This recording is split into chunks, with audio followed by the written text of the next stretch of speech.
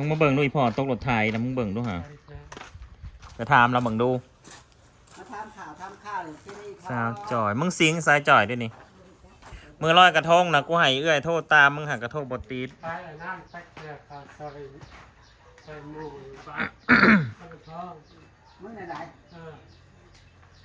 มาซื้อบ้าน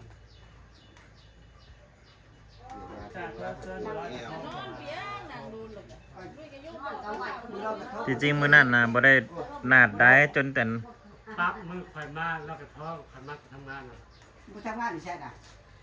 ท้อง โอ้โห ทำงาน เฉพาะจะบอกเห็นมึงกลัวอีจอยใช่ จริงๆนะลูกให้เอื้อยโทษตามมันได้แม่มือนั่นนะ ไปเกียร์ แล้วFC ว่าน่าจะส่วนสาวจ่อยมันนะคุณว่าที่จริงนะเฮาสิส่วนมันแล้วพี่น้องเพราะว่าอยากให้มันไปเป็นคู่อีแม่แบบกับอีเอื้อยแน่ไปเต้นนำกัน3คน ว่าไม่ได้อีกคนนึงหาเกียร์ขายเกียร์อะไรก็คือไป โอ้ยไปจนตายเกี่ยวขอหน้ากูก็เป็นนาที อีพอพายก็ดีขึ้นแน่เลยเที่ยวลูกเที่ยวหนังอะไรพอหักย่างได้โฮมได้ยันเลือดข้างเลือดยาง โอ้ไปตกรถ พ่อนี่ ตกโหลด ก้มต้อง โอ้ ปาก ย นี่ ที่ เรา น้ ก็ อง ก่อน น้อง เนาะ คามเนี่ย สภาพอีจอยฮะนะ รถเหยียบแข็งเนี่ยนี่ น่าจะได้เนี่ยน่าจะได้ เอาอันนี้เรื่องอย่างแค่ดูดิ ย่างที่นี่เตียงย่าง มันเป็นการเกียร์เขา อืม อันนี้แหละ ถ้ามันแต่งหนามันก็สวยขึ้นมาโยง ย่างกันอยู่นี่ก็หอดที่หอดน้องข้าวแล้วตกหมดไทยตัวใหญ่ อีแม่ประพันธ์ยังนะแม่ แล้วนายข้างหน้ามึงคนทักเองข้างหลังนี่ มองไปเล่นพวก หอดเนาะ แต่ว่าไปหาหมอแล้วกับมาย่างกันอยู่เดือนนึงอ่ะบอกอยู่ว่าแม่ไปหมอ ต้องเขามันปวด ลูกวันลูกที่อันยื่นสู้ ไปที่ที่หอดโรงพยาบาลก็เพื่อนนี่เลยกูไปหามันบ่หอดเพื่อน สู้จนนักได้ในซองอันซองของ ถ้า ตาเทียม เพื่อน ใหญ่ แม่ค่ะไปรถจังหยีครับ โอ้ยของมอลามเนี่ยแม่ มาสมัคร ร่างเจียวยาแล้วกินไปหาหมอมาเลย เรื่องบริการผู้ชายทนายบอเดียวนี่นะ ผมวิ่งใส่ตัวเขา นั่งกันเนี่ย ตัวขับอย่างแล้ว เจ็บแอวแล้วต้องลงนั่งเลยเนาะตกลงกัน แม่แม่ขับผมมาร ถแรก ตัวเขาเอาเบิร์ด รถแรกแห้งแรงไว้นะ มึงได้อยู่ได้กินอยู่บ่ นั่งข้างนอก กับบริเจนกันเลยแล้ว แน่โอ้ยเราเนี่ยเขาตัวลูกบอกมึงหลับไปแล้วเต็มรถ แม่ใหญ่ซ้อนกระโสดด้วยจอยเดี๋ยวนี้ ตัดพื้นว่า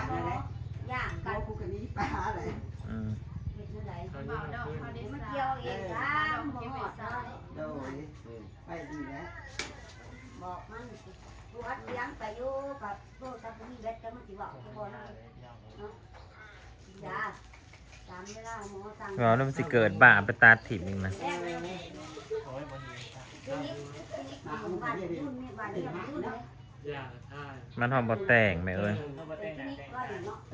มันจะบริ แต่ เต ง น เดือน ทีนี้การเลี้ยงเรือ กูสิพามึงไปกินบ่าวบ้านนะบ่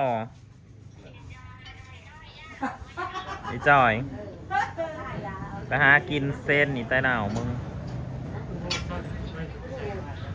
การเลี้ยงเขาเข้ากระดูกกำลังปวดเลยเนาะยาหนวดค่ะ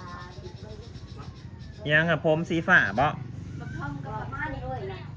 ผมก็เลยทีพระวะ นะ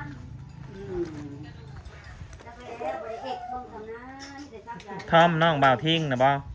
ลูกพวกเขาอย่างว่า แม่น้องบ่าวทิ้งไงได้แม่ มันน่ะบอกได้ว่า อืม จักแล้วมันรันอุบเรื่อง ขาอยู่นี่ก็ได้ มันก็เมากับเพราะฉะนั้น โดย จักมันดูมันลุกลงอยู่ได้ แม่ไปจับมึงดูแม่ จักไม่เอาลูกสาวก็ถึงไปคม เป็นอย่าง มาจับเบิ่งแล้วมันก็ลุกขึ้นลุกเรื่องเรื่องเขาเรื่องนี้มันก็โน่กับผมมึงนี่นะมึงนี่นะรันปัดเลย ถ้าเห็ดบาทเดียวลงเลยได้บอก ก็เดี๋ยวยาท่าแล้วนี่ว่าก็ดี บ่อนมักบ้าหัวเข่าแล้วแม่ เอาประตู บ่อนมักบ้าหัวเข่าแล้วบ่ แล้วจะย่างบ้าแตกกูจะ แยก ย่างบ้าแตก มึงผมมึงห่อนก็เข้าผม ทำบ้าแตกไปแล้วแล้ว อืม จอด ไป มาได้ บ่ แล้ว ได้เร็ว ยังก็ บ้าแตกมันก็บริจาคแล้ว ก็จะลุกขึ้นน้ำเจ็บอันนี้นะ ก็บ่ได้ น่าปัดเจ็บระบาดนี่ เจ็บได้เนี่ยนี่นะ เอ้ยจะมันไข่เลยนี่ไปกินบ่ไข่ เอาตะกี้น่ะบ่ได้เจ็บบ่ บ เก็บกระบอกนี้ มันหากระเจ็บนี่ มาแล้วมันโง่ขึ้นตะปมือไปบายเบิ่งมันรันกบเดี๋ยวนี้มันค้ากระดูกรัน โอ้ บริเอฟชนะไปในโมไปสิกยาตีอะไรอย่าง บอกนี่นะ เป็นไข่แล้ว ไม่จ่ายเลยเงินจังหมื่นตัว เอ้ยนะพันเลยได้เวลาเลย แล้วจะได้ก็ บาท เก่งแท้ 4,000ไปเกี่ยวข้าวนะ เป็นเวลาได้ได้อยู่ เจ็บ ป้าแต่มันคือเก่งแท้จ่อยได้ตั้ง5,000 บอกเขาจะนั่งเนี่ย พอได้ใส่อยู่ แล้วได้4,000นึง เด็กก็เข้า อย่าว่าเด้อมึงไปหาจ้างเขานะ เข้าใครลืม จ้างอมจ้างหยังเบิดอีกซะ มันเบาบ่เกิดรถไถเลยเบา เขาว่าเท่าไรก็ว่าตามนั้น3,000ก็ให้เขาอีพีบ้ามึง เหยียบขาเราตกลงจากรถน่ะ จะสิตายสิยาว แม่สอน โดย ลูกทอนไปจับเบิ่งนะโอ้ย เออย ายนี่กันเนาะ ว่าเหมือนว่าสิเจ็บก็บ่ยาก ไปคอยจับเบิ่งดูแม่ พื้นไปได้ก่อน แม่นมากบ้าหัวเข่าอยู่แม่ บ่กลับที่เขาไปต่ออีกโจ้ส่วนน้องค้างเพิ่นแม่เพิ่นอวยกลับ โน่นนี่ ผู้ข่าวแยกบ้าแต่มันเป็นบ้านี่นะ มาจับเลย มักบ้ารูดบ่จักน่ะ มันเป็นบ้าอยู่นะ บ้าลูก ใส่ เล อะไร ย ก็เอาสิตัว แยกบ้ารู้บ่จักเป็นบ้าอยู่นะ จักแล้วบ่ได้เอ็กซ์ยังมีแต่ฉีดยาในเลือดซื่อๆเลย จอยมึงกูเป็นแผลแล้วนะ ผมบ่ได้หรอก อย่าเข้าไปเบิ่งด้วยกูบ่กล้าเบิ่งนะกูย่าน เข้าแล้วรถเหยียบตัวเข้า ก็ไม่ได้เลยคนเจ็บ อืม เนาะแยกบ้ารู้เนี่ยมันโน่ดกมันตั้งนี่กับมันโน่ตัวนี้ต้องได้บ่ ย่างได้ ปัดสิมาย่างบ่ได้อีซะเนาะ มันรุดมัน แล้ว นี่ มันเหยียบมันยังหนีด้วย เออ แล้วผัก อ่าน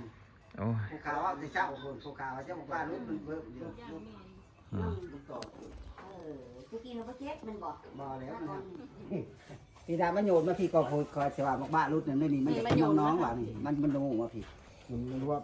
แต่ดันมันบ้าแล้วมันโน่ว่าพี่อย่าบักบ้ารุดมาพี่มันเหยียบมันรุดห้อยปอวันรัดปุ๊บโล ก็เจ้าของแล้วจับเบิ่งขางนั่นก็มาแล่เบิ่งขางนี่มันไม่แม่นบ่ บินยัง มันแม่นอันเดียวกันอยู่บ่แหละ แก้วได้ฉันลูกได้ตะกร้าบอล อัน ง เดียว มัน กัน นี่ นี่อันนี้มันมีช่องนี่ มันมืดขาด นี่ตรงนี้นี่ตัวนี้ มันมีซองผู้ นี่ บ่แม่นมันแตกบ่สนะ นั่นแหละ เจ้านี่ ผู้ข่าวว่าอยู่แต่เช้าผู้ นี่ ข่า ได้ ว นี่ บัก เจ้า เจ้า บอ ว่าก นั่นแหละจับแล้วยังไง นี่บุญนี่ นั่นแหละผู้ข่าวว่าเจ้าของบ้านแต่พระพระโอ้มันสิไปแตกผู้ข่าวมันเองมันโน่มาพี่เด้ นี่นี่นี่ มันเลยโน่นลงมาพี่ นี่นี่มันเจ็บจะเป็นหว่าง มันหยาเอาอะไรมัน เนี่ยบัวเขาเขาไปนี่มันเนี่ย มันบ่ได้หยาของเฮาสิหยา บ่ได้ยากเด้ของเฮาหั่นน่ะยาก ก็ ซะ บ่นี่ก็บ่นี่ อันนั้นมันหยามันหยา แต่ มาตัวนี้พันยาก อันนั้น อั มัน นห นี้ ยา เนี่ยนี่นี่มันเป็นผักดูนี่ เราถบเดคาเราถบเขาโหลดพันไต อย่างนี้ กระเพงนี่ตะกร้าอันนั้นได้ลูกจอกอยู่เทิงแน่นถาดแต่จะบอลงมา โอ้ยเอา เรียกคักบาด เอาหน่ายได้บาทนะ อ้าว ใช่แล้วสิย่างบ่ได้เลยฮันตี้ เขาบอกบ้าแต่ไปหยาบ่ได้เลยได้พอ บ้า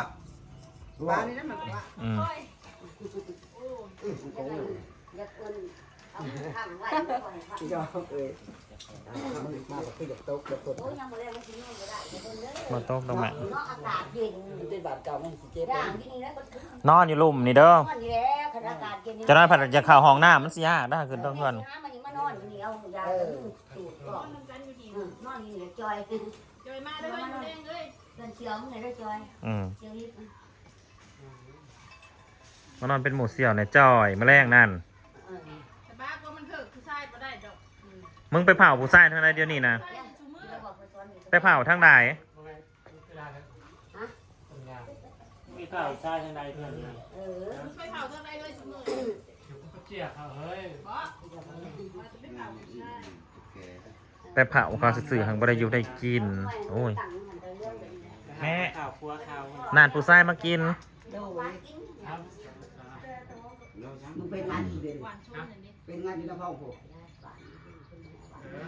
มึงไปนอนอยู่พุ่นบ่ ไปนอกได้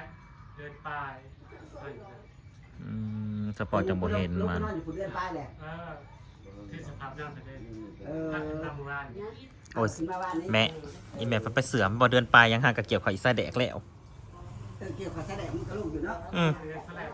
เป็นมากของกาแฟนะ พี่น้องเก็บภาพบรรยากาศมาเพียงเท่านี้เลย ตามเป็นโต๊ะแดง เข่ามีปัญหาสรุปแล้วอีพอพายนะเข่า เจ้าพระแก้วมุ้งเสียสละ เจ็บอยู่ที่เข่าตอนนี้นะ อืม จากอาการสิเป็นจังได จับความแม่ ตัวอย่างแล้วก็อย่างบ่ได้ต้องได้ประคองไปขอบคุณทุกกำลังใจเลยครับเด้อขอบคุณหลายๆไว้พอกันใหม่คลิปหน้าพี่น้อง ย่านยัง